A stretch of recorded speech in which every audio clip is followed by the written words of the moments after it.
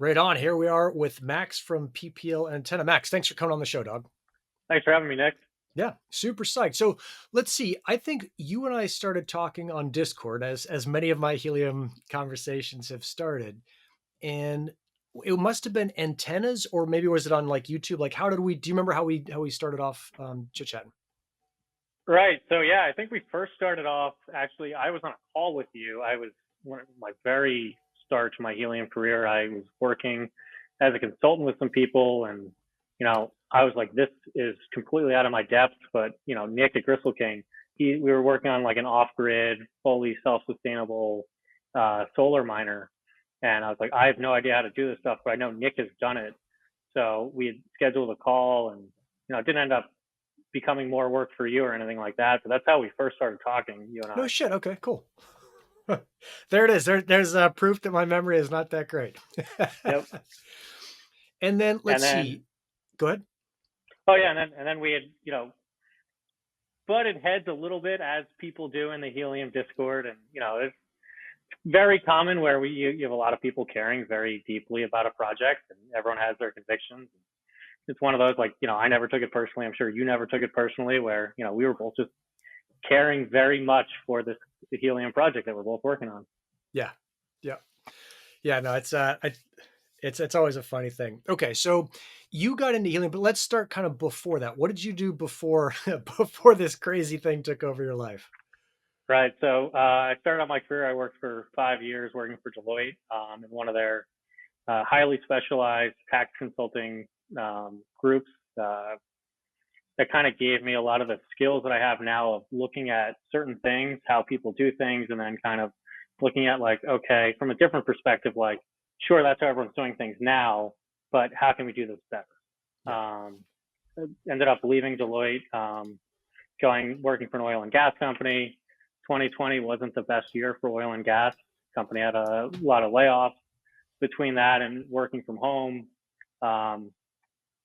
the company I was working for didn't have the highest morale because one day there was announced bonuses aren't going to be as good. 2 weeks later there was an announcement, oh, by the way, 51% of the company got laid off. And then feeling around the office was kind of like, not am I going to get laid off, it's like, when am I going to get laid off? So you had one of those cultures, and then it leads to people not caring as much. When people don't care as much, it's just like, should I spend more of my time researching this, or like, hey, there's this cool helium project, like, let me see what's going on with that. Yeah. So I kind of went down that rabbit hole,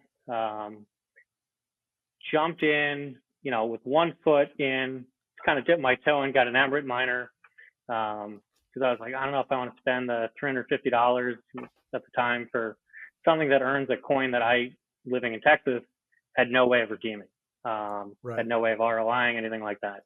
Because Texas doesn't allow you to buy or sell crypto or something. There's some crazy thing you Texans do. No. So at the time, Finance.us hasn't been approved by the state of Texas to operate, and Crypto.com didn't exist yet. Okay. Or at least Crypto.com didn't support helium at that time. Yep. So I had to go through, I don't know who's watching this, but I may have used a fake address in Florida to sign up for finance. I literally there was one day I sat for 8 hours, and I came into this knowing nothing about crypto. If you told me a year ago that I'd be running a crypto company today, I would have thought you were lying. But I went through the step of, I went on Coinbase, I bought Bitcoin. I then went through the process of moving Bitcoin to Binance, turning that into Helium, and then moving that into a Helium wallet, then going back the other way, except I didn't realize all the fees every way, like every step of that process. So then I was like, now I got to put more money into Coinbase. And, I had no idea that like Bitcoin fees were going to be more than, like, say, Litecoin fees, anything like that. Right. No idea what I was doing at the time.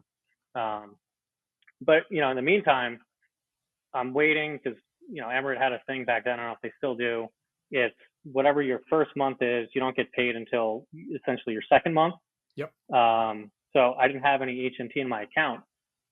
I live on a 26th floor high rise.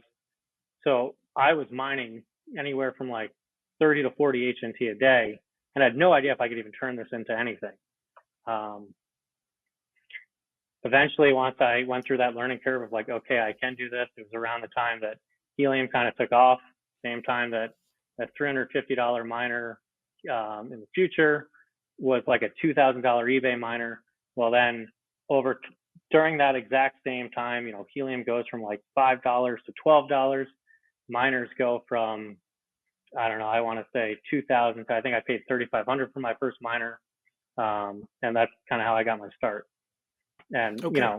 And that was like spring 2021. that was March of 2021. I got my March. first Emerald in February of 2021. Okay, so you're like an 𝗪𝗁 success story. Is that you bought their thing, you did exactly what they built it to do, which was to get you interested in the helium network, and then you saw Exactly. like, oh, I can, because you had the accounting background. Not that math is that difficult, but you could look at this and say, okay, I can see how fast I can pay this off. Yep. Yeah, and Okay. I think I had and the even better part about this is PayPal, and I think they may still do this at the time. They were doing a promotion where you could pay it off over 24 months interest free. So I did the math, and I'm like, all right, here's what my payback period is at like a $7 HNT. Yep. HNT then ballooned to the point where I thought I could pay it back in 40 days. I paid it off in 10 days. Like crazy money back then. It was crazy. So you see that, and you're coming from what I'd consider probably like a normal corporate-ish job in America. You discover this helium thing, and now you're faced with this, and your job is sucking, and the company morale is not a good fit for you. And so, like, how fast did you figure I'm going to totally make this jump, or was it like kind of step by step? Like, I'll try it, I'll buy another miner. So back then it's funny because I don't know when this is going to air, but hopefully by the time this airs, 𝗺𝗁𝗁 will be out. Um, Maybe I'll say today's April 5th. I bet I got it out by the 12th, so probably not. all right. Well, We'll so see. at the time I was like, all right, light hotspots are coming out. I'm not going to spend a bunch of money on hotspots because light hotspots are going to come out and those are going to be cheap. Yep. Bought into that lie. I was also like, all right, it's going to be impossible to mine a lot of HNT because back then I would have days where I would earn 15 HNT and I would be mad. It's like, oh, I Right. only earned 15 HNT today. Um, so I was like, the best way to do this is to not put any more money into it and just do similar to 𝗪𝗁. I started working with another company. I met these guys on what was that old site? It was like hotspothost.com Might where have you been, could yeah. message people. Yep. Yeah. So I noticed someone I'm in Houston. Someone in Houston had a bunch of hotspots. So I'm clicking around in there and I found, one of these guys and I messaged them on Discord and I'm like, hey, can we meet up? Like I have a bunch of spots I could put hotspots at. Because my original plan was I'm going to try to accrue as much HNT as I can over the next like 2 or 3 months. And then when validators go live, I'm going to put all that money into any of these staking pools because I'm going to lock back that up for 3.5%. well back then we thought Yeah. it was we looked at the graphs and we're like, oh wow, you can get like 60% like on one of these. Like yeah, Yep. why wouldn't I put as much HNT into that as possible? Yeah. So that kind of happened, and then I don't know how well you remember this, but the amount of HNT being locked up into validators got locked up very slowly, and then there was one day where there was a ton of HNT staked to the point where the rewards went from 60% to down to like 7 or 8. So I quickly called up one of the guys that was doing a staking pool that I was in. I was like, hey, like I know you haven't staked it yet. Is it possible to get that HNT back?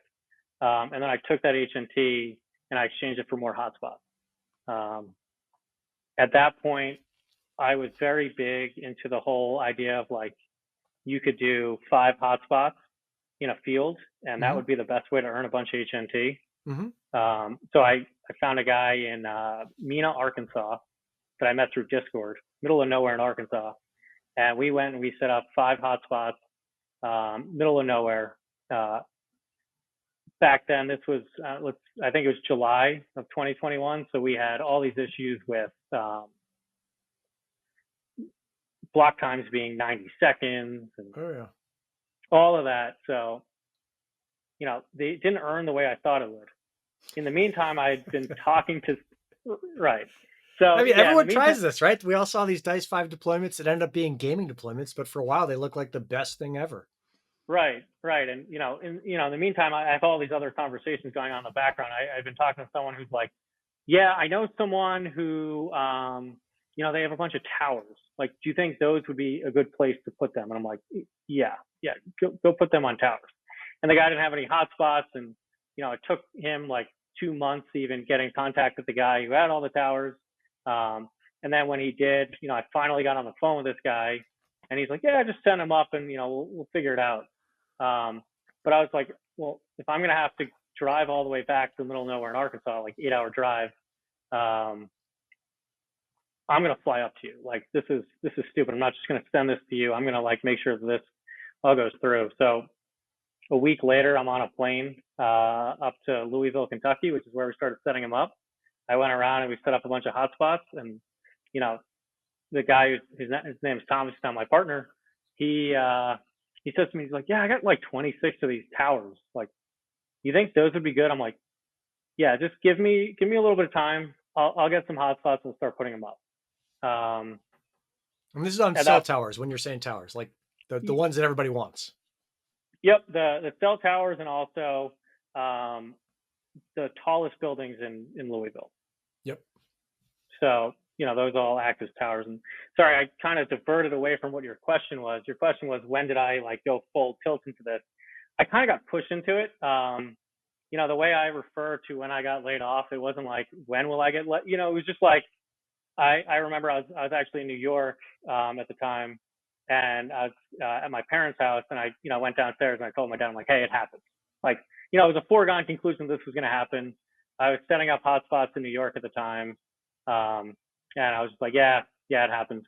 So I had to figure out what I was going to do next. I spoke to some of the tax recruiters, and I'm like, I could get myself into the same job that I've been doing, or I could, it was, I guess at that point it was May. I was like, why don't I just take the summer, see what I can do with this helium thing.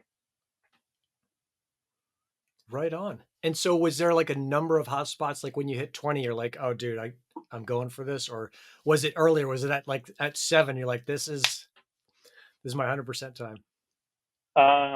So the goal was always to get to 1,000. We're at like 850 right now. So awesome. Well, so it was always if we could have 1% of the network, even if they're not the best spots. Yep. Some of them will be the best spots and will be earning like 1 to 2% of all the HNT. Yep. That was one of the stupidest things I ever thought. Well, you tried it, right? You went for it. Right. But yeah, it's just, now it's kind of at this point where scaling has become impossible. But it's, I'd always heard from the older people, and by older, I mean probably people who got into helium 6 months before me, that earnings aren't as good as they used to be. I used to earn 200 HNT a day. Like, who cares about earning 30 HNT a day? So I've always kind of had that in the back of my mind about like, even though this seems like a low number today, like if you're going to get like 0.2 or 0.3 HNT in a day, a year from now, you're going to be like, wow, I wish I could have earned that much. And there's someone else out there who's going to be hungry, who's going to want to do the same thing that you're doing. And it's all about just market share, because, I've taken a very long-term look at helium, and it's just, how much helium can I get? Who cares about the price of the token right now? It's, what is the price of the token going to be in 10 years? You got any predictions? Oh, I have no idea. So hopefully more than 25, which is where it is today. Right. Yeah. But yeah, I mean, if you look at it from the sense of it's just a telco, and I think we're at like a $3 billion valuation right now. You look at Verizon's at like a 220 billion. So let's cut that in half, like 100 billion. Maybe. I mean, I know there's some people who think like, well, because it has a crypto aspect, it could be even higher than a Verizon or an AT&T. I don't really agree with that, but I think a more conservative 6x from where we're at now gets us to like a $30 billion valuation. I think that's a legitimate number to strive for. Huh. Okay. Cool. I mean, it sounds like you've probably evaluated companies, or at least you're more, I don't know, facile or comfortable with numbers than most people, just from the accounting side, Right. and like Well, willing to and look at that's, spreadsheets. oh, exactly. Yeah. I mean, I at one point I ran a, and I don't know how much they had on the back end of that data, but I was able to figure out what percentages of challenges were failing back in like June of last year, just based on modeling out the number of hotspots, the challenge construction period, and how much H&T was being awarded for each challenge. Um, and yeah, I mean, the thing with blockchain is it's, again, as someone coming in with zero blockchain knowledge, it's just an accounting software. So for me, like I felt very comfortable, Right. and I think by not having that blockchain background, I think that gave me an early first mover advantage in this because, a lot of the crypto people come in with the perception of, okay, how much hash power can I get, or hash rate? See, I don't even, that's the thing, I don't even know. It's hash Right. rate, I guess, would be the, Sure. um, how many of these GPUs can I stick in my basement? And like Helium's is a completely different Yep. type of mining. So it was very wide open to me to that the crypto people didn't fully understand how to best optimize. Hmm. And then the people who don't have a crypto background, who do more like call it real world type building of things, Yep. weren't so interested in doing helium at the time. So it created this kind of um, opportunity for someone to step in and sort of run with it. Yeah. Yeah. And I think crypto, those are getting created all the time as we apply this kind of blockchain plus meat space thing to a new thing. And yeah, people are kind of using the old skeuomorphic ideas and applying old ideas to new things. Can miss the boat. So you found the partner who's running a WISP, right? A wireless internet service provider. Correct. Yep. And, And and then, go ahead. oh, now you go ahead. So you find them pretty early, and I remember talking to WISPs in early spring of 2021, and they were just like, I don't know, this thing doesn't sound that, like maybe not, maybe call me back in a month. And I'm thinking, I think you're going to miss the boat. But you found one of the guys who didn't miss the boat, who's like, oh, this, I'll try this out. Right. And so I had the advantage of, I don't want to throw any companies under the bus here, but he had ordered his hotspot from one of the companies that many people have ordered hotspots from. And we kind of had the deal of, because just like that, he also didn't want to do it. But Yep. I wouldn't take no for an answer. I'm like, I'm going to fly up there. He's like, well, I have 3 of my own coming. I have 20 sites or 26 sites. So like, why don't we wait until mine come in and we'll figure it out? And I'm like, how about this? How about I put up a hotspot on each of your sites, and whatever the best site is, or the best 3 sites, when yours come in, take mine down, put yours up. And then this way, you don't even have to figure out like which site you think would be the best. You'll already know. You'll already have that data. Right. So it was kind of that not taking no for an answer mentality that got me in the door with him. And then his story is he kind of, he started, I think,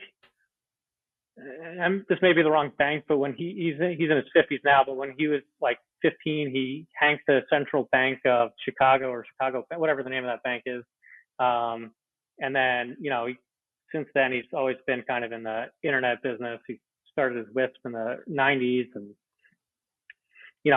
was early into Bitcoin, and then lost all of his Bitcoin in the Mt. Gox thing. So, and Okay, then so he'd seen it. So he was also in that same kind of position of someone who had the real world skills and also had seen crypto before and knew what it could do. Okay, so correct. you guys find each other. That's pretty cool. And you didn't know anything up until then about telecoms or RF or antennas or PO. Like none of this stuff was. All of it was new to you, right? Oh yeah, all Okay. new. And I get asked all the time, like, did you have a passion for RF before Disney? No, I just put a thing on my balcony and it earned me a lot of money. So I was like, all right, here's an opportunity. And then you went for it, and you got pretty deep into it. I think the first combo I've got a memory of on Discord is you were putting up a hotspot on like a local site here in San Diego, and it seemed like you had done kind of the whole thing yourself. So you're bringing all your tools, cutting your cable, making all your stuff. So you go from kind of zero to hero in whatever it is, like 3 months or 4 months, like a short steep learning curve for you. No, so that's a misconception. I don't Okay. cut the cables. I don't do any of that stuff. I stand around, I take pictures, I look pretty, and I let the professionals put everything up. Okay. Maybe that's a better call. Maybe I should be doing it your Yeah. way. And it seems like you've always approached this from that kind of professional standpoint, because at some point, maybe fairly recently in the last 6 months or something, you kind of see, okay, here's where hotspot growth is going. Here's where earnings growth is going. I've got to figure something else out. Is that kind of what drove this people thing, or was that something else?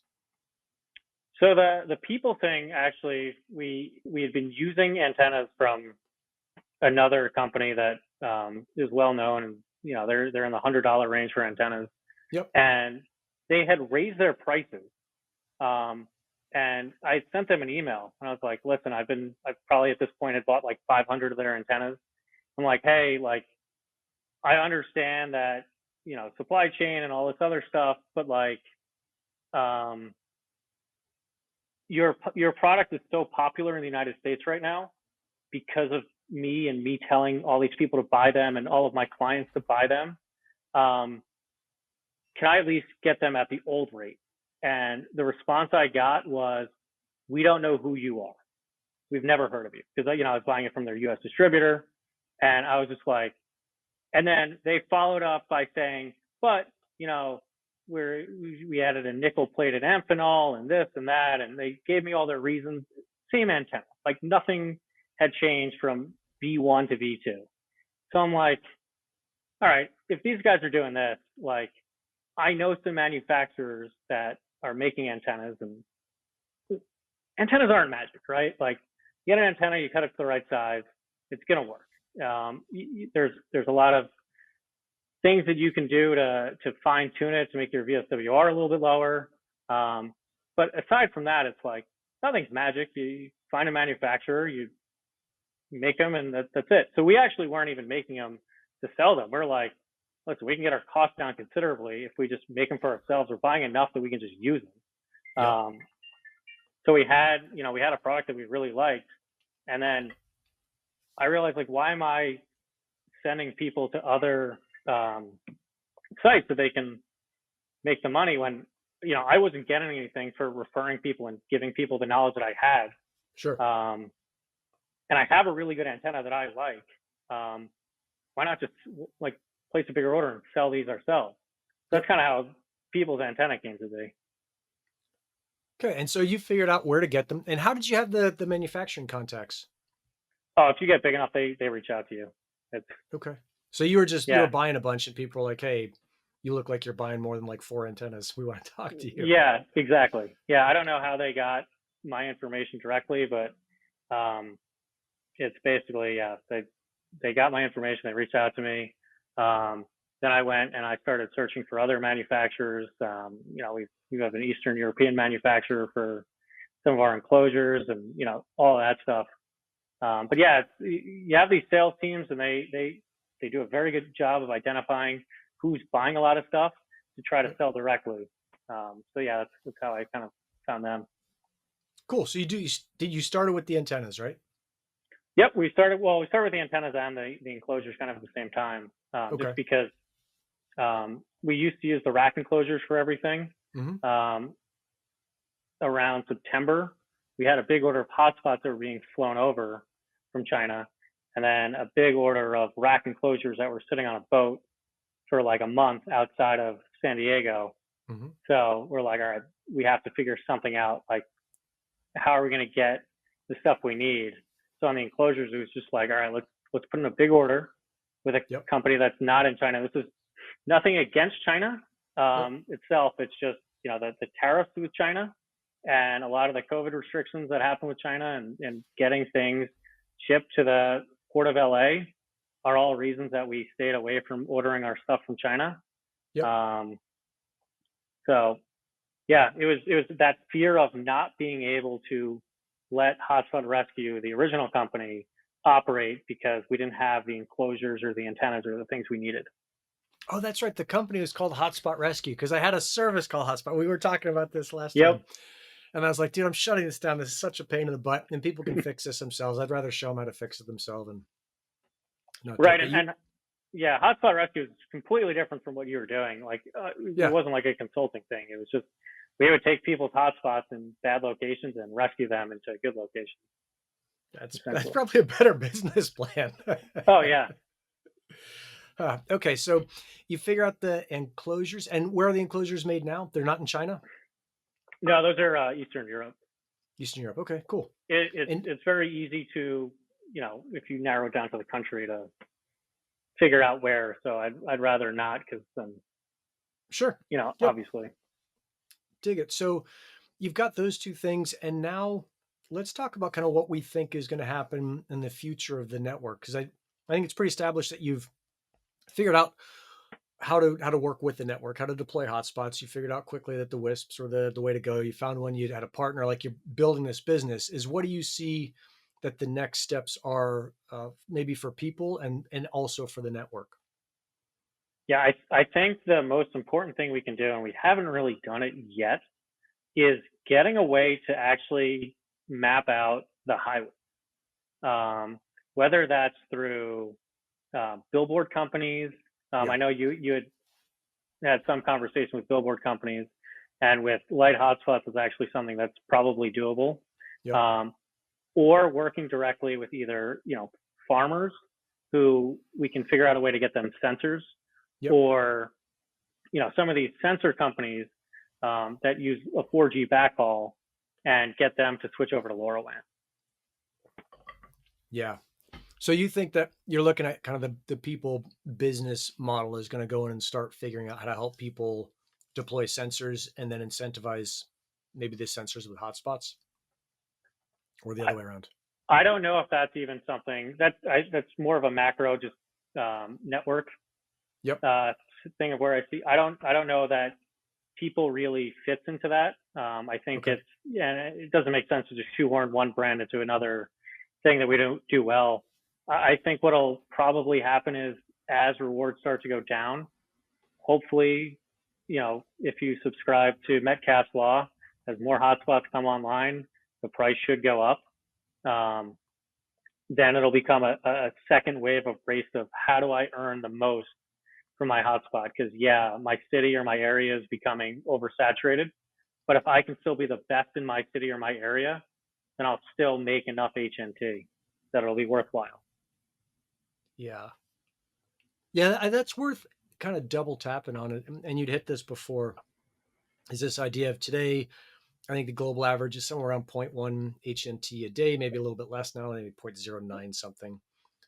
And you can have a hotspot that earns 0.4. You're 4 times as good as a global average, but you look at that versus 6 months ago or 2 months ago, never mind a year ago, and you're like, God, this is nothing. But it's the same thing going forward a year. Is that every scrap of HNT you can get now is going to be ultra valuable in the future. Oh yeah, and I mean there's plenty of you look at Bitcoin, you look at Ethereum, you look at any of these where there's plenty of phases where people go through capitulation, and they like it's in helium capitulation is slightly different because it's not like you're unplugging your machine, but you may not change out the SD card, or you may not be so quick to be like go and fix whatever's wrong with it. Yeah. But if you just fight through these kinds of capitulation, from everyone I've talked to kind of in the crypto space, and I've spent a lot of time talking to people and learning more about crypto in general, people with 10 years of experience, which, is a dinosaur in this industry now. And the one constant thing is it's always like, yeah, I wish I hadn't turned off my Bitcoin miner when, in 2015, right? It's always people wishing that they didn't stop. So just kind of this tunnel vision of continuing to grow and create market share and all that is kind of where I see everything going. And then what I'm doing with people is, since the earnings aren't as high right now, for me to be able to do this as a full-time job and not spend a bunch of HNT, by selling these antennas, is able to support me working full-time on the Helium network. Yep. Yep. Dig it. And where do you think you're going to keep going into more like gateway deployment, or do you think you guys might start reselling sensors or sensor dashboards or anything like that, or is that kind of unknown? I think that's unknown right now, and whether or not we pivot into other projects using this kind of brand that we have to sell accessories for other projects or what we do. Right now we're just focusing on getting antennas out to everyone who's ordered them, Yep. and helping people with the helium stuff. Yep. It changes so rapidly. I mean, I went from in the course of 2 days, I went from I'm gonna put this HNT into a validator to I'm gonna buy 5 hotspots and set them up in the middle of nowhere within 48 hours. So it's yeah. And I think that it's very important that people stay flexible to be successful in this, because what you think is the best thing today, maybe there's a new chain variable tomorrow that completely ruins whatever plan you've had in place. Got to keep those options open. Yeah. Dig it. What, for someone getting into helium today, you've been in it for a while now. Is there any piece of advice that you've got for them? Like if, whatever, you're at some family dinner party and Aunt Martha comes up, is like, oh, I hear you're into helium. Like, where do you start people off? In the perspective of, I want to put a hotspot at Aunt Martha's house, or I want to tell her what I'm doing? You want to tell her like how to best benefit from the network. Your first question is probably like, hey, Aunt Martha, who do you know who's got a tower? Well, so the thing that is nice about helium is there are real world use cases that you can point to. I think probably when you started and when I started, there's this rat trap that it'll let you know when it caught the rat. And you're like, it's kind of cool, I guess, but whatever. So there's a company called 𝗪𝗏, and I don't know how big they are or how many devices they even have at this point. But 𝗪𝗏, they'll do, for people who don't know, they have similar to like an Apple Watch. It'll be just a sensor on your wrist that measures your vitals, and it also has a GPS component. So if you're in a nursing home and you have dementia and you go missing, they know how to find you. And that's something that's very simple that people understand.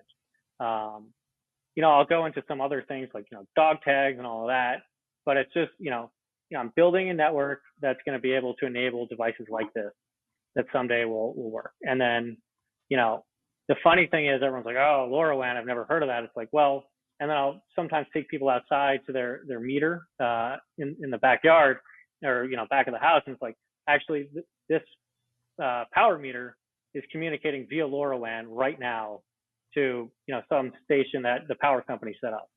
And, you're doing this for free for them, but under this other model, you're getting paid.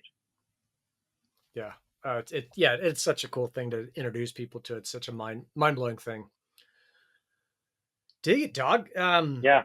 So PPL is PPL antenna is where people can find you? It's peoplesantenna.com. Here, I have an antenna right here. Oh, okay.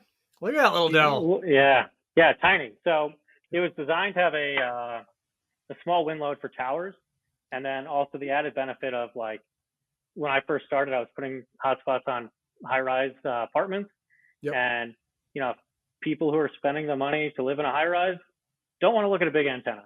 So I think a lot of what's going to help is, how do you get your antenna outside? Yeah. And having a small, unnoticeable antenna is an easy way to get it outside. Yeah, super smart. Yeah, that's go ahead. So we have a new product coming out soon. I wish I had one to show you, but it's what we realized, and it's probably an obvious statistic, but the longer you spend on a roof of your house, the more likely you are to fall off. So I've teased this a bit in the Discord, and I can send you a picture afterwards. I don't know if you can pop it up here. Sure, I'll put through it the magic through the magic That's of YouTube. What they do. It's like, it's over here. It's over here. Yeah, check the tile. Yeah. But yeah, so we've essentially got it so that it's the antenna connected to a piece of PVC, and then you slide a piece underneath the shingle, and then you run the wire through the roof, through the bridge mount. You don't create any holes. You don't penetrate anything, and it literally takes 30 seconds to install. So, cool. Yeah, we have a video that we're about to post where the guy's going to come up the ladder, slide the thing in, put the thing down, and and then go right back down the ladder and he's done. And that's all you need to do. And then you find the other end of the cable in your attic and connect your hotspot to it. And now you have an outdoor hotspot. That's pretty rad. I'd always looked at like, what's the most difficult, dangerous, awesome, super exciting way to put up an antenna, but maybe that's not what everybody wants. Right. No, and it's, the other thing that's important on some of these mass deployments is always figuring out, okay, what is my holdup? Like, what is taking the longest, and how do I cut that down? The nice thing is opening ports is going to go away. And, when you have an installer who doesn't, they're good at putting things on roofs, but they're not, savvy with opening up ports on the network at the place they're putting it. Like that's going to be a huge thing. So very excited about light hotspots coming out. It's going to be giant. And do you think that you guys will create your own hotspot, or that's not something you guys aren't going to run like a HIP-19 and do your own thing? No, we've looked into it. It's just not anything worth getting into. I mean, you have to tie up money for 8 months just to get the LoRa cards. And, who knows what the price of HNT will be. So there's a lot of risk reward. Same thing with like 5G, for example. Right. If 5G takes off, and this is kind of the same in parallel with going through the HIP-19 process. If any of these things take off, it's only going to drive more value into the HNT I currently have. If it doesn't take off, my HNT will probably have about the same value, but I don't have all this money tied up into something that didn't work. So it's all about risk reward. And, maybe we'll probably look back at this and say, wow, I can't believe he had an opportunity to do HIP-19 or, buy his own 5G hotspots and didn't. But it's like, if it does work out, then great. I've got plenty of HNT that'll go up in value, and, there's worse things in the world, and sometimes you got to just mitigate your risk. Yeah. I mean, speaking of risk, there's the tax implications, and like we're all kind of facing this. Everybody who is earning HNT from early 2021 on, basically the year 2021 is going to be this big bite tax wise for those of us who are earning HNT, because you're taxed on the value at the time it was created, and you're kind of stuck with that. Is there anything that you're looking at there where you're like, oh, I think I can offset this from the equipment costs or from starting up the company or anything like that? Oh yeah, I mean, you could always write off any, mining, any cost of that, and you could bonus depreciation, all that. I guess what we've kind of been looking at is more nuanced approaches to how we can do tax treatment. And this isn't financial advice, and it's just kind of the position we've taken is, the hardware that you buy is worthless, right? If it didn't come with a swarm key that allows you to mine HNT, it has no value. So that then means that a helium miner is in essence an intangible asset. So if you're earning money, and this only really applies to people who are operating across state lines.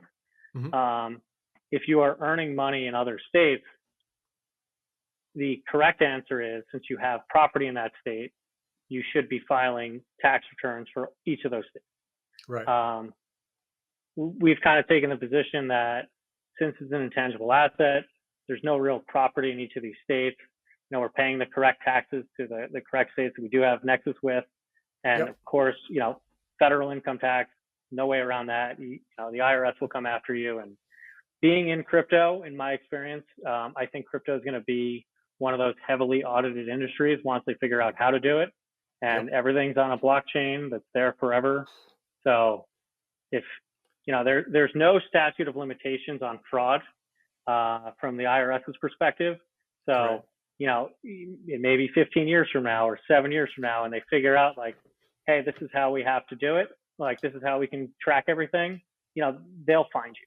So it's not worth it to do that. Either you've made a ton of HNT and you're going to be a target, or you haven't made very much HNT and you're opening up yourself to tons of exposure later on. That's just not worth it.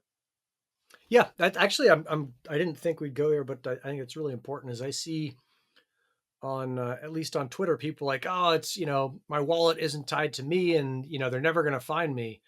And I think you just got to be super careful with that, because eventually you go to fiat, and or you go to something that gets tied to you. And like you said, it's in the blockchain, it's there forever. I think it's it's way more painful up front, but way better off to just sort out what you owe, and go through and bite that bullet, than it There's is to think that we're not going to get dinged, or you're not going to get found out. Like 100% you're going to get found. there's always an off ramp. Right now, that off ramp is exchanges. I mean, there's no way of moving your HN. There's no bridges up. There's literally the only off ramp right now for HNT is through exchanges. So if you've sent anything to an exchange, those are going to be the heavily, you already see, like the government's going to heavily regulate the exchanges. Yeah. They're going to require KYC on everything. So if you've already sent HNT to an exchange, like it's already too late. Yeah. Or if you've sent HNT to anyone who sent it to an exchange, like there's the best paper trail in the world is blockchain. So It's crazy to me that people keep saying like, oh, they can't tie it to me. It's like, dude, there isn't a better way to tie it to you, but to right, tie it to a wallet, and that once that wallet touches you once, you're you're marked. That's it. exactly, and it's We're just gonna I freak think out the conspiracy people. Sorry. yeah, and that's the thing. Like I'll freak people out because people will, I'll be in meetings and people will be like, well, I have this, this, and this, and like, oh, or like people will stop putting up miners, and I'll very quickly figure out that, oh, they started putting up their own, and that's the, my miners that were broken. Well, it turned out you bought 50 of them, and I know because you're not that slick, and it's very easy to follow if you have enough time, and we're talking like 30 minutes of time. You can figure out where every transaction is and who owns what wallet and what's going on with all this stuff. So Yeah. it's incredibly easy. That's right, because you had some problems where you put up great hotspots in great places. Like you had to figure this out as you went, and then those people who own those towers, who'd originally had an agreement with you, were like, you know what? I think it's way better for us if we just put up our own hotspots. Like, how do you manage that now? Well, so what's actually funny is it wasn't the guy who owned the towers. It was the guy who provided the internet who was renting space on the tower. We Uh, had given him a percentage to manage everything and put it up and all of that. And yep. then, he did just like I did the math on my Emirate, he did the math on his stuff. And then, we had an understanding that nothing was going to come down unless it was broken. With a high enough sample size, you start to flesh out to like, okay, not this many hotspots are breaking. I was able to, luckily, kind of the way that deal was structured was I was also paying the tower company myself. Yep. So we ended up just, shortly after I met with you that day, I ended up making a deal with the tower company. It's like, all right, let's just leave him his sites, whatever.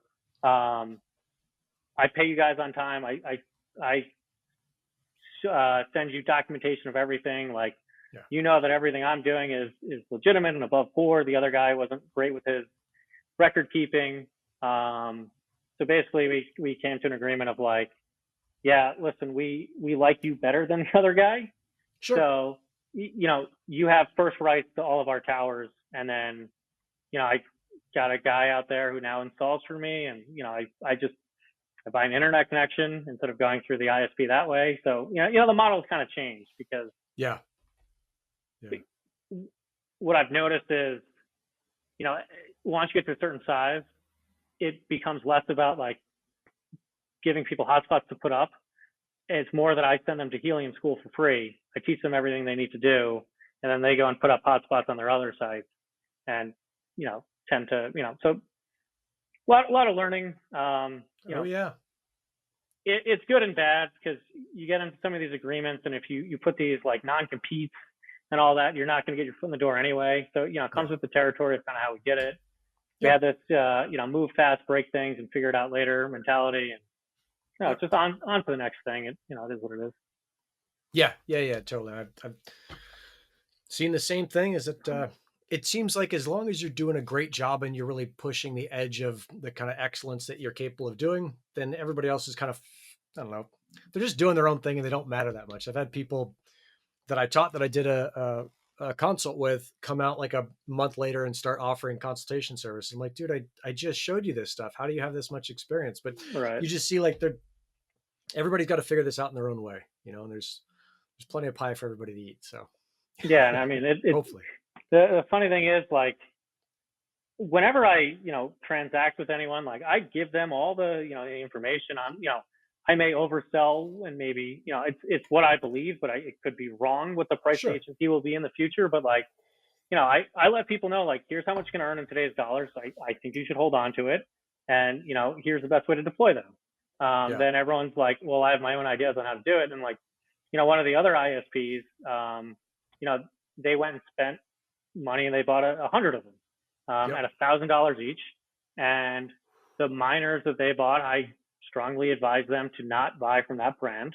Um, they're now seeing that I was correct, and they've come back to me and been like, "Hey, can we put up some of your miners instead?" And I'm like, "Well, no, sorry. Like, I'm not going to continue to do business with people who, that's the thing. It's like, it's such a small industry Yeah. right now, the helium industry, that like your reputation is incredibly important. And being someone that does the right thing, pays on time, doesn't go and tries to screw people over, like, those are all things that, like, there's not that many people out there building out this network. Like, yes, there's It seems 700,000 like it, but hotspots. there's not.